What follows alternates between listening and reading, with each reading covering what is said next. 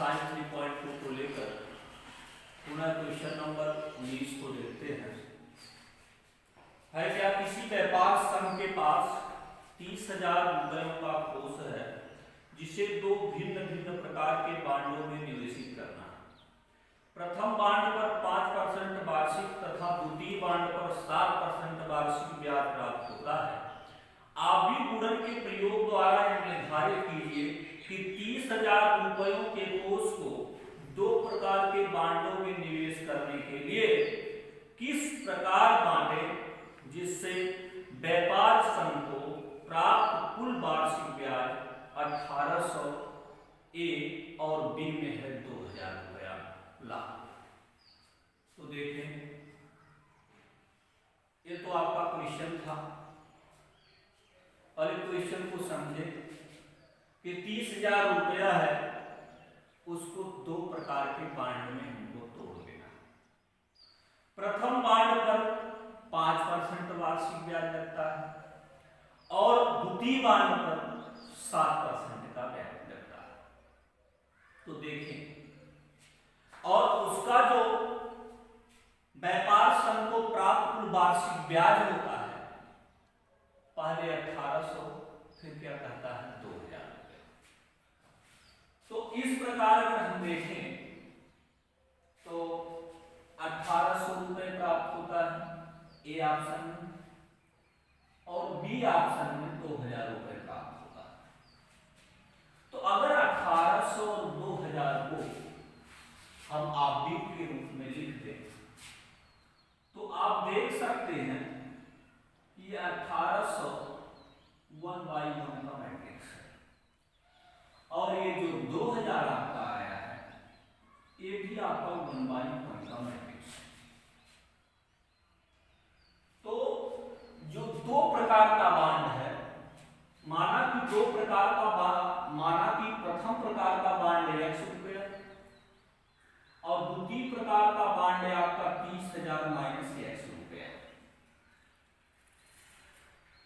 आप जान सकते हैं कितने एलिमेंट बने, 1 और 2, और इसको मैट्रिक्स के रूप में लिखने के लिए एलिमेंट अगर 2 हैं तो हम इसे कितने रूप में लिख सकते हैं, या तो 1/2 में लिख सकते हैं या तो 2/1। बहुत ध्यान देना। अच्छा, एक पर कह रहा है कि 5% ब्याज लगता है और दूसरे बांड पर 7% का ब्याज लगता है। इसमें भी कितने एलिमेंट हो गए, 1 और 2।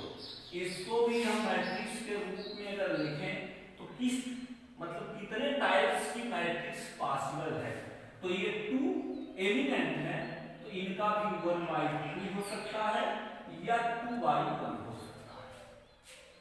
देखिए, तो और हमको मैट्रिक्स कैसी चाहिए, 1/1 की। तो सबसे पहला स्टेप जो आपका हो, 1/1 की जो मैट्रिक्स चाहिए ये आपका 1/2 कर लें और ये आपका हो जाएगा 2/1 का। तो अगर देखें तो इस फर्स्ट मैट्रिक्स का जो कॉलम है वो सेकंड मैट्रिक्स के रो के बिल्कुल इक्वल है और जो गुणा करने के बाद जो हमारी मैट्रिक्स आएगी वो बिल्कुल आप देख सकते हैं कि यह 1/1 में आएगी। तो कहना ये था कि जो ब्याज 1800 की जो मैट्रिक्स आई है 1/1 ए वाले, बी वाले में 2,000 1/1। तो हम पहले ए को हल करेंगे तो कुछ हमको जो दो मैट्रिक्स, चूंकि ये फर्स्ट x और 30,000 माइनस x से 2 रूपीज हैं, 2 प्रकार के बांड हैं, 2 एलिमेंट हैं, इनको हमको 2 प्रकार के आर्ग्यू में लिख सकते हैं। ये 5% और 7%, इसमें भी 2 एलिमेंट मिल रहे हैं, इनका भी पॉसिबल मैट्रिक्स 1/2 और 2/1 का है। तो हमको इसी में से मैट्रिक्स लेना है। ये जो ये 2 एलिमेंट हैं और यह जो 2 एलिमेंट हैं, इन दोनों इस एलिमेंट का एक मैट्रिक्स का आर्डर लेंगे और इसका एक ऑर्डर लेंगे। ऑर्डर ऐसा होना चाहिए कि प्रोडक्ट करने के बाद जो मैट्रिक्स मिले वह 1/1 का ही मिले।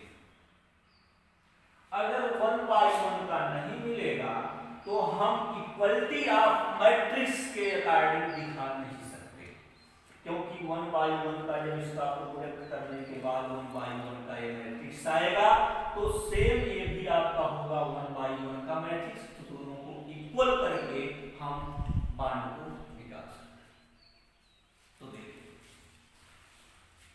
क्वेश्चन को देखते हैं। मान लेते हैं, माना प्रथम प्रकार का बांड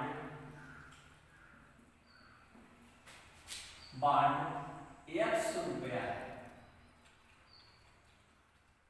x रुपया तथा द्वितीय प्रकार का बांड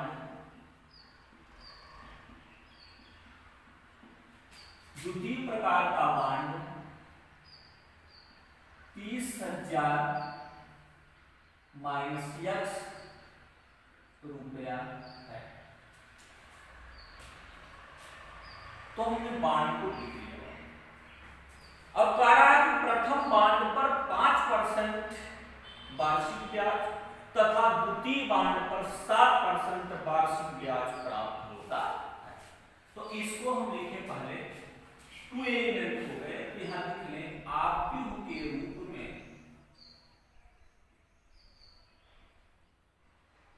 लिखने पर। तो पासवर्ड मैट्रिक्स है जो कि हमने आपको यहां पे समझा दिया।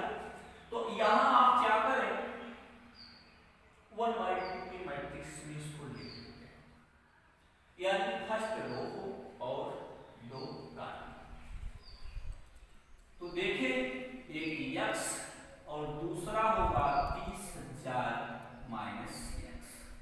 मैट्रिक्स क्या आई, फर्स्ट रो और सेकंड कॉलम। बिल्कुल सही। अब देखिए प्रथम प्रकार के बांड पर 5% तथा द्वितीय प्रकार के बांड पर 7% वार्षिक ब्याज प्राप्त होता है। 7% वार्षिक ब्याज प्राप्त होता है।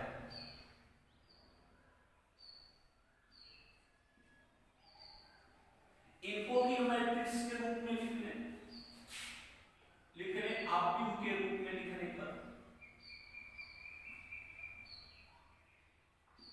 आरक्यू के रूप में लिखेंगे तो जैसा कि हमने आपको भी बताया, तो इस आर्डर को, इस मैट्रिक्स को जो लिखेंगे उनका आर्डर 2/1 का होना चाहिए।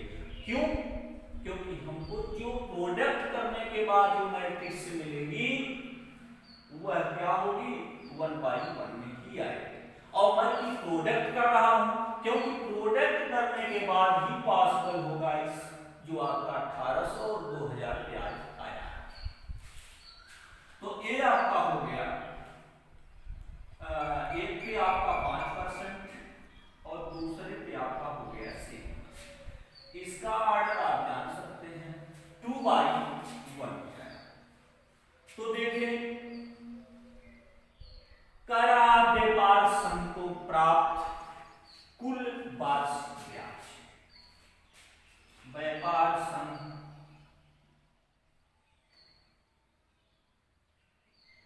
को प्राप्त कुल वार्षिक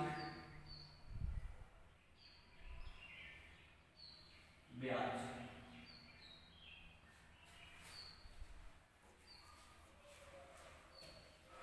ठीक, वार्षिक एवरेज। तो होगा क्या, अब मैट्रिक्स को आस्पेक्ट करते हैं, तो प्रोडक्ट कर लें x 30,000 माइनस x और इनटू में मैट्रिक्स जो है 5% और 7%, जो a है 1800 रुपये आपको क्या है प्राप्त होगा। इसको भी हम क्या कर रहे हैं मैट्रिक्स में लिख और वाई। अब इसका प्रोडक्ट कर रहे हैं, तो आप जानते हैं कि ए मैट्रिक्स 1/2 का और ये मैट्रिक्स 2/1 का, इसका कारण उसके रो के इक्वल है और जो मैट्रिक्स आएगी वह 1/1 में आएगी। तो इसको देखते हैं, इसको प्रोडक्ट करने के बाद x तो मल्टीप्लाई अगर करेंगे तो x into 5% plus 30,000 minus x into 7% equal to 1800। तो आप देख सकते हैं इसको, अब इक्वल मैट्रिक्स है तो ये फर्स्ट ए भी 1 एलिमेंट, इसमें भी 1 एलिमेंट, दोनों को हम क्या कर सकते हैं इक्वल लिख सकते हैं। तो ये हो जाएगा 5x/100 और प्लस ये आपका 30,000 माइनस x पूरे 7 बटे क्या लिखेंगे 100 इक्वल टू 1800। तो देखेंगे स्टूडेंट 100 इक्वल है, हर इक्वल है उधर ले जाके मल्टीप्लाई कर लें, 5x और ये हो जाएगा 21 4 टाइम 0 और माइनस 7x इक्वल टू 1,80,000। देखिए इसमें 7x 5x 7x में से 5x माइनस करेंगे -2x प्लस 2,10,000 इक्वल टू 1,80,000 और माइनस कर लें 2x को उधर भेज दें और 2,10,000 आया आपका 10,000 माइनस 1,80,000 और 2x इक्वल टू अब कितना मिल रहा है आपको 30,000 मिला और 30,000 अगर मिला तो डिवाइड करें तो x इक्वल टू आपका कितना आएगा 15,000। और दूसरा बांड तो फर्स्ट बांड हो गया, द्वितीय बांड क्या है,